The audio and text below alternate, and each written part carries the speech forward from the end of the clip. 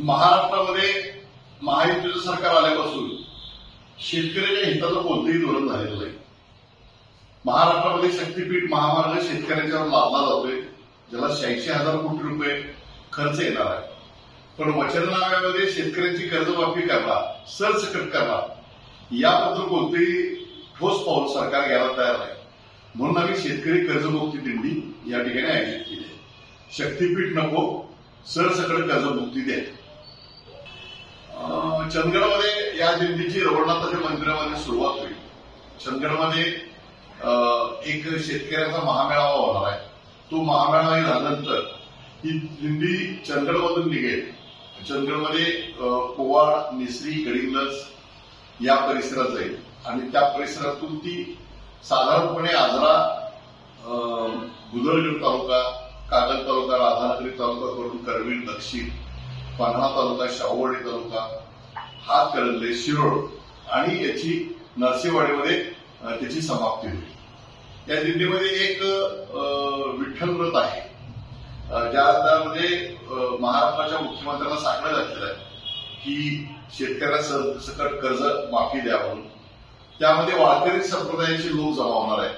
ते भजन गात गात या दिंडीमध्ये सहभागी होणार आहेत आणि विशिष्ट प्रकारच्या शेतकऱ्यांच्या ज्या मागण्या आहेत त्याची पत्रके 1 लाखभर प्रत्येकाच्या घरामध्ये पोहोच करण्याचा आम्ही प्रयत्न करणार आहोत। सर्वसाधारणपणे विधानसभा क्षेत्रामध्ये सहभागी होताना 300 ते 400 शेतकरी हे दिल्लीच्या बरोबर असतील आणि हे दिल्लीत आले शेतकरी एका विधानसभेत आले तर चंदगड विधानसभेत आले तर चंदगडमधून ते जाणार आहेत राधानगरी बुदरगड विधानसभा क्षेत्रात। मग त्या ठिकाणी राधानगरी बुदरगडचे शेतकरी स्वागत करतील।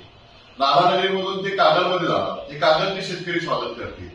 हे प्रत्येक दिंडीबरोबर एक 300 लोकांचा जत्था असेल आणि तो दिंडीमध्ये सहभागी।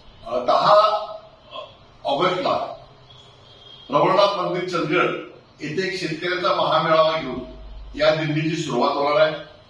या दिंडीच्या उद्घाटनाला खासदार विनायक राऊत, सुनील प्रभू, नितीन बारोडे पाटील, त्याचबरोबर अरुण दुधवडकर, संजय पवार आणि शिवसेनेचे सर्व आमचे जिल्हा प्रमुख, सर्व सहसंपर्क प्रमुख आणि सर्व पदाधिकारी यामध्ये सहभागी होणार आहेत। या दिंडीचा शुभारंभ झाल्यानंतर तो रथ 4 दिवसाकरता या कोल्हापूर जिल्ह्यामध्ये फिरणार आहे। यामध्ये 12 तालुके आणि 10 विधानसभा क्षेत्र आणि शहरी क्षेत्रामध्ये शो फिरणार आहे आणि याची अंतिम जे गाव आहे ते नरसेवाडी आहे। 13 तारखेला सायंकाळी 7 वाजता तिथं एक सभा होईल आणि या दिंडीची सांगता होईल।